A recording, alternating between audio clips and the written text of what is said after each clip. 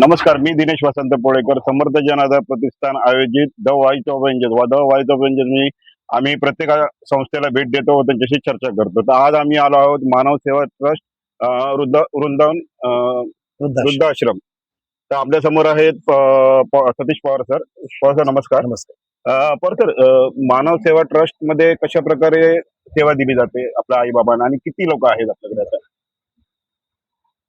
मानव सेवा ट्रस्ट वृद्धाश्रम. मानव सेवा ट्रस्ट वृद्धाश्रम जो आहे तो 1990 साली आपलं रजिस्ट्रेशन झालेलं आहे. तर माझे आजोबा भास्कररावजी पवार हे आर्मी रिटायर्ड होते. आर्मी मधून ज्यावेळेस रिटायर्ड झाले त्यानंतर त्यांनी इथे एक वृद्धाश्रम त्यावेळात इथे हायवेला त्यांनी आपल्या स्वतःच्या जागेत वृद्धाश्रम स्थापन केला.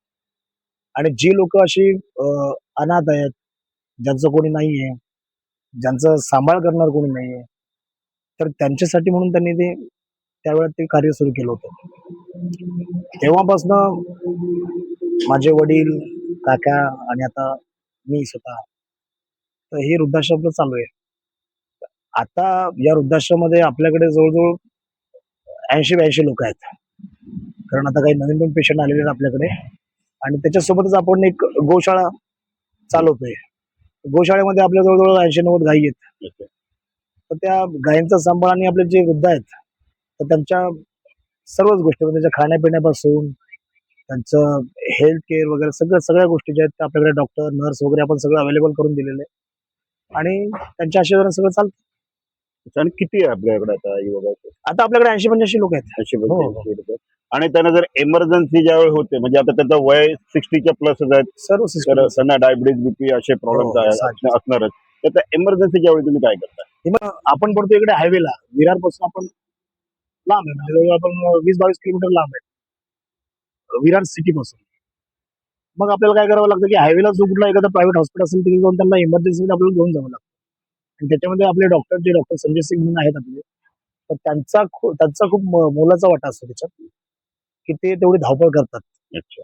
आणि त्यांच्या क्रेडिटवर आपल्याला पटकन त्यांना जी काही ट्रीटमेंट द्यायची असते ते आपण अवेलेबल करून देतो. तर असं कारण आपण लांब पडतो, जरा हायवे साईडला थोडं लांब पडतो, त्याच्यामुळे थोडा त्रास होतोच त्या गोष्टीचा.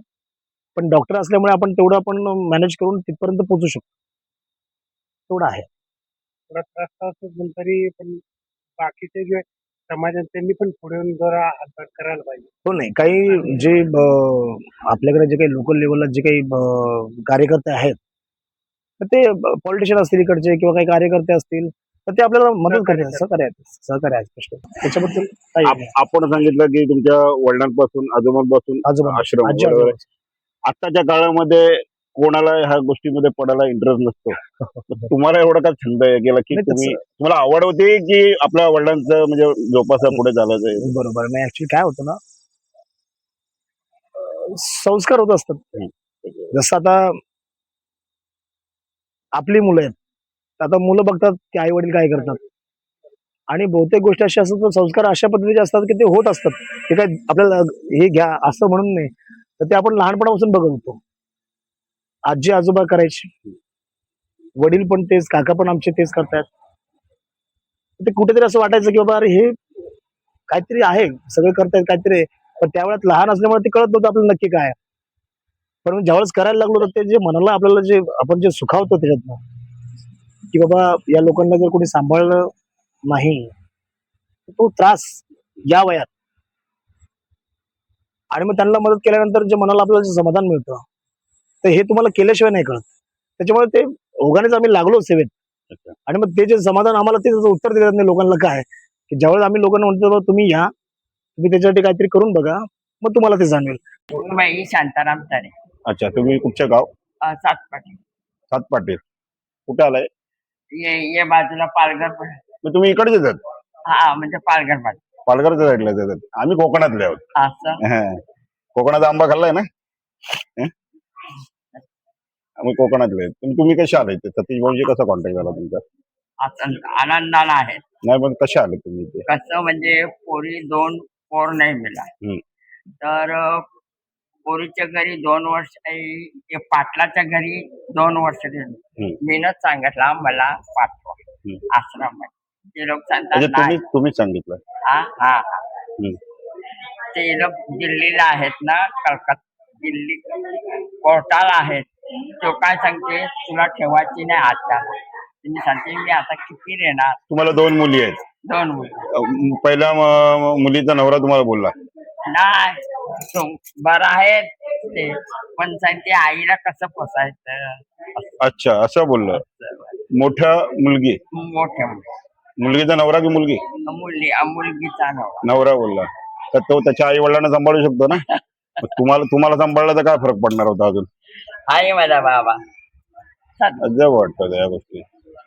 मग तुम्ही स्वतःहून आलात की मुलींनी सोडलं? नाही हे लोकांनी पाटील आहे ना, हा.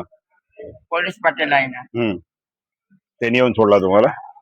आता तिकडे बरं वाटतं की इकडे बरं वाटतं तुम्हाला? इथे बरं वाटते. मध्ये बोलतोय तुमच्या काळामध्ये आई वडील, नवरा बायको, त्याची मुलं, त्याच्या आजोबा एका 10 बाय 12च्या रूम मध्ये राहायचे ना.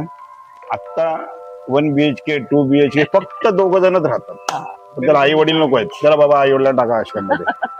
काय अर्थ आहे त्याला? काय नाही अर्थ. मग उलट ते मंदिरातलं देव तुम्ही बाहेर काढून टाकता. बाहेर मग विचित्र झालंय सगळं. मनीषा शर्मा. तुम्ही कधीपासून इथे आलात? मला झालं 2.5 महिने. 2.5 महिने झाला. आणि कसे आलं तिथे येण्याचं कारण? माझं कारण हे होतं की मला आता देखरेख करणारा कोण नाही. अच्छा. माझ्यावरच घर चालायचं. हम्म. तर मी आजारी पडले. हम्म. आणि माझा नवरा आहे तो काहीच कामाचा नाहीये. नशा वगैरे करायचं काम तर कधी केलेच नाही तिने. त्यात मुलं काय नाही?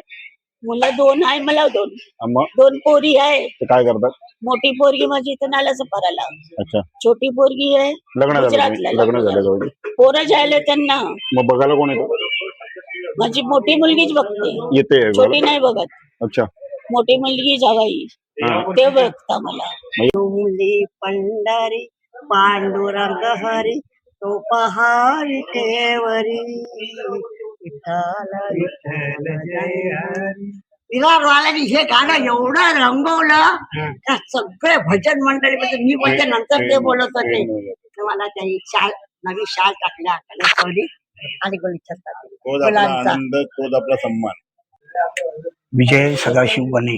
तुम्ही कुठे राहिलात? नालासोपारा राहिले. State bank colony. इकडे कसे आलात तुम्ही? त्याला म्हणजे आता म्हणजे मुलं बिलं आहेत ते? 2 मुली एक मुलगा आहे. हा. त्यांना लग्न झालेले ते. मग ते तुम्हाला का नाही? तुम्ही का नाही राहिला सोबत? मिसेस एक्सपायर झाली ना तुमची? अच्छा. त्याच्यानंतर मग काय मुलगा लग्नाच्या अगोदर आपला असतो. अच्छा, म्हणजे तुम्हीच विचार केला की स्वातंत्र्य जाऊन राहिलेलं बरं, हो. त्याच्यामुळे तुम्ही आला. आणि तुम्हाला छंद म्हणजे चित्रकला शाळेत चांगला आहे. असल्यापासून शाळेत. आपण बघूया. ते तुम्ही स्वतः काढलेलं आहे? हो, स्वतः काढलेली हँड रायटिंग मध्ये. का अर्थ आहे?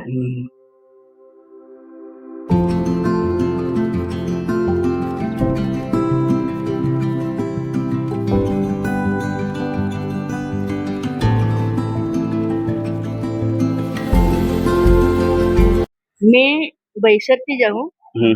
पण ना आमचं ते आपल्या ढोरले जायचं पण ते वारले ना आम्ही गावी जाणार होतो. अच्छा. हा तर मग ते वारले ना मग आम्ही इथंच राहलो. रूम घेतला ना आम्ही मग इकडेच राहलो. तुम्ही म्हणजे मुलं आहेत तुम्हाला? मुलाचा मुलगा वारला आणि आमचे मालिक किती वारला. मुलं होती? 2च मुलं. एक वारला हा, एक वारला. आणि मुलगी गेली आपल्या चेंबूरला. तिचं मोठे पप्पा आहेत ना म्हणजे एक मुलगा एक मुलगी आहे तुम्हाला? हा अच्छा, मुलगी आहे आता? हा मुलगी आहे ना तर चेंबूरला गेले तिचे मोठे भावाकडे. म्हणजे पप्पाचे भाऊ आहेत ना तर चेंबूरला गेले. तर माझं कोणी नाही ना.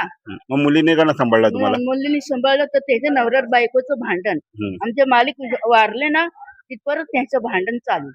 अच्छा. हा भांडण चाललं ते रोज भांडण रोज तुम्ही इथं भांडण. कशा आलात? मग आमचा रूम मी घेतला ना ते मालकाने आणून ठेवलं मला. तुमच्या मालकाने आणून ठेवलं हा होतं म्हणजे आणि room त्याच्यानंतर ते वारले? बाथरूमला जाईल तरी संशय घ्यायचा. पाण्यावर गेली तरी संशय घ्यायची. कंटाळून गेली.